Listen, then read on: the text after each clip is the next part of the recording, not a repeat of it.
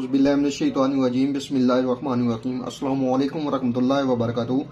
मैं हूं हकीम ख्वाजा मोहम्मद नईम सलीम दवाखाना बुलवाल की तरफ से आप तमाम दोस्तों की खिदमत में हाजिर हूं।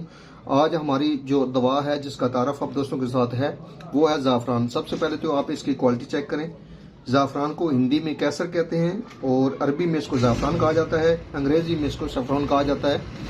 ज़ाफ़रान जो है ये मिसाला जात में दुनिया भर में सबसे महंगा तरीन है और इसकी जो काश्त है वो मेहनत तलब है। ये जामुनी रंग के फूलों के बीज में गुल की सूरत में पाया जाता है। कीमती होने के साथ साथ ज़ाफ़रान बहुत से मुतासर कुन फ़वाइद का हम्ल है।